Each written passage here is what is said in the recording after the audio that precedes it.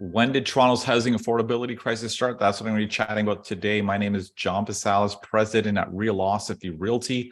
You can catch all my latest writings on Toronto's housing market at movesmartly.com. And if you find this video helpful, please hit the like and subscribe button to stay up to date on all my latest videos. So today's video is based on some research I've done for my April 2023 report from Move Smartly.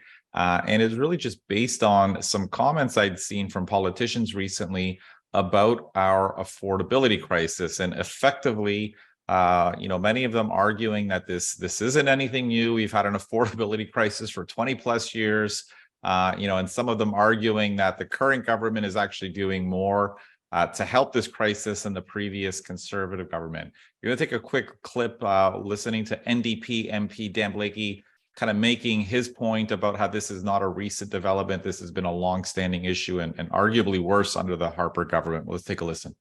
Housing prices have been doubling in Canada for a long time. They doubled every few years under the last Harper Conservative government. So don't tell me that somehow this is a product just of the last little while. And here's our housing minister, Ahmed Hussein, on TVO's agenda, arguing that the current Liberal government is prioritizing housing affordability more than the previous Conservative government. Let's take a listen again.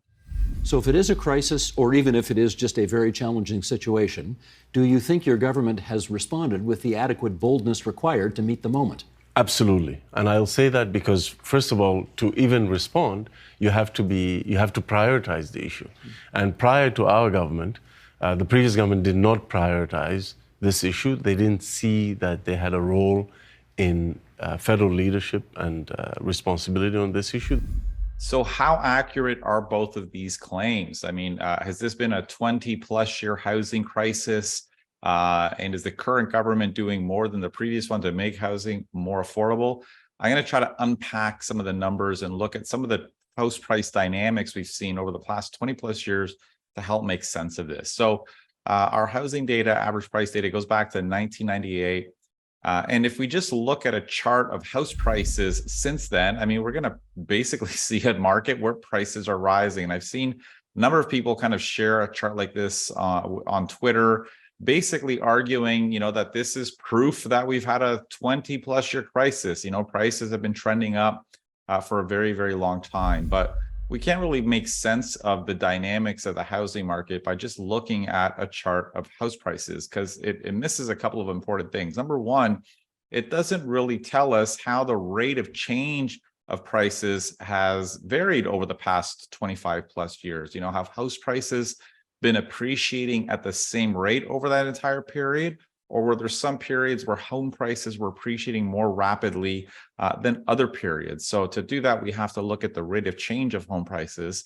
And the second thing it doesn't consider is how home prices are changing relative to income over time. Again, the U.S., one thing is the U.S. has seen a pretty strong growth in house prices, but they've also had incomes to match some of that increase. So the next chart here is one that's been circulated around from Carl Shamato, who's on Twitter and pretty active. And on the left side, it basically shows, home prices in the US against incomes, and the right is Canada, showing that home prices have detached and skyrocketed well above the rate of growth of income. So again, just looking at a chart of house prices kind of misses some of these important details. So the first thing I'm going to do is just look at the year-over-year change in Toronto area home prices. I'm focusing on Toronto rather than Canada because this is where our data is the best. And what I've done here is this is just based on what's called a 12-month sort of rolling average of prices. So, the average month, for example, for April of 2023 would be the average of the previous 12 months. And then as we move forward, we keep taking that average. And what this does is it kind of softens the peaks and the valleys, and it really kind of helps us see sort of more longer term house price dynamics rather than capturing these shorter term trends.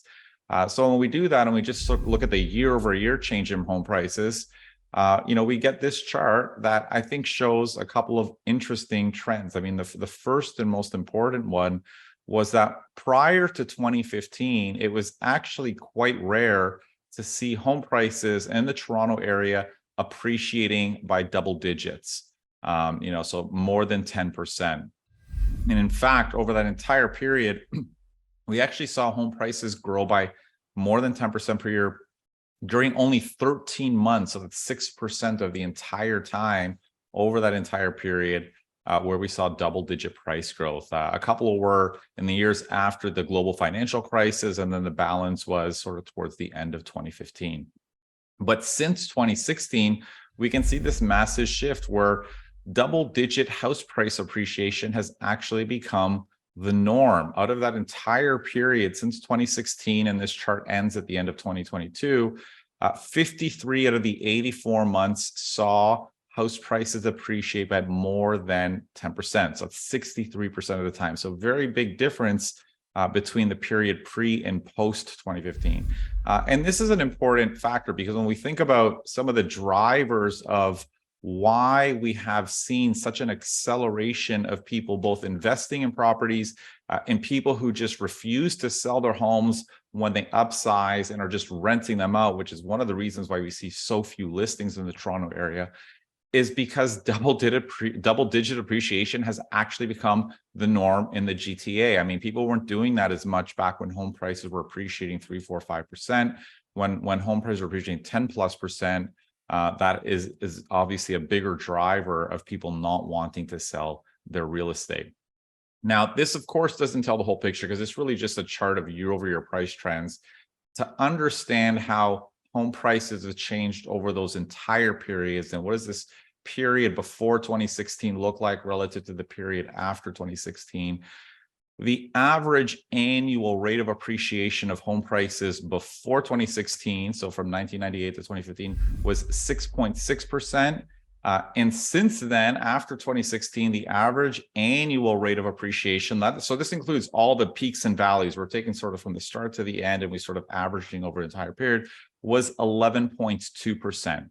So 6.6 relative against 11.2. Now, that may not sound like a huge difference, but actually has a very massive impact on house prices. So if home prices after 2015 had continued to appreciate at 6.6% per year rather than 11.2%, well, the average price of a home in the GTA today would have been $920,000 versus 1.189, just under 1.2 million.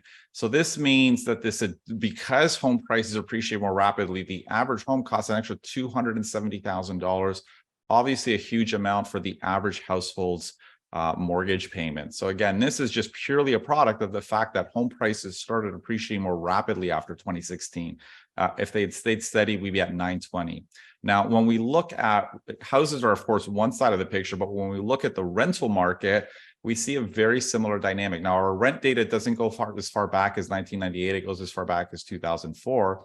But if we take a similar approach to compare how rents have changed from 2004 to 2015 relative to 2016 and after, we see similar dynamics. So the average rent in the GTA appreciated about 1.6% per year before 2016. And then after 2016, the rent appreciation was 5.7%. And again, when we sort of break these down into actual numbers, if rents had continued to appreciate by 1.7% per year rather than 5.7%, the average rent in the Toronto area right now would be $2,100 versus $2,688, or nearly $2,700. So the average tenant is paying effectively $563 a month more in rent just because we saw this more rapid appreciation in rents since 2016. Now, lastly, I'm just going to wrap up by talking about how home prices have changed relative to income. And this is based on a company called Demographia that publishes sort of price to income ratios all across the world, basically in a lot of the major cities. And what their data goes to 2006, and between 2006 and 2015, home prices went from costing about 4.4 times the median household income.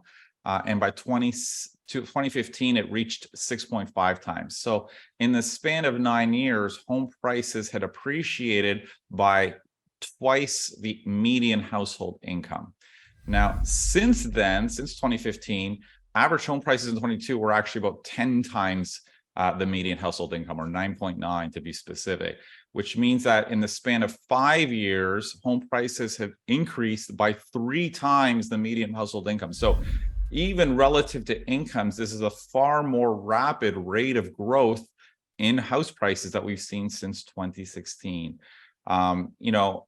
So obviously we're seeing this more rapid acceleration. Now, one thing I want to unpack is, okay, why using 2015 or 2016? Again, if we go back to some of the earlier chart I showed, the first or second one, it was towards the end of 2015 and beginning of 2016 where we saw this more rapid acceleration in home prices, where double-digit house price growth became the norm effectively. So, whether one decides to use 2014 or 2016 as the cutoff, or 2017, it doesn't change the fact or the underlying point that we've seen a far more rapid acceleration in house prices and in rents more recently than we have, over the previous 20 years. So, what was the primary driver of this? What caused this? I mean, it's kind of beyond the scope of what I'm going to talk about today, but the important point is that if experts, don't understand sort of the current house price dynamics and the fact that home prices today are appreciating far more rapidly over the past 5 to 6 or 7 years,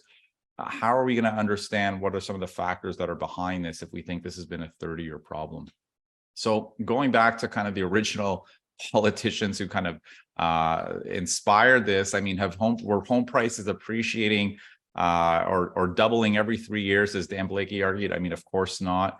And are things improving under the current government versus under the conservative government? Of course not. I mean, the data doesn't lie. Things are actually considerably worse. So, while we did have rising home prices before under the previous government, when we consider the fact that where home prices would be if they just kept appreciating at the same rate they were before 2015, it's fair to say that a lot of the crisis that we have today is in fact driven by the fact that home prices have been appreciating and rents have been appreciating far more rapidly over the past 5 to 7 years than they were over the previous 20 years.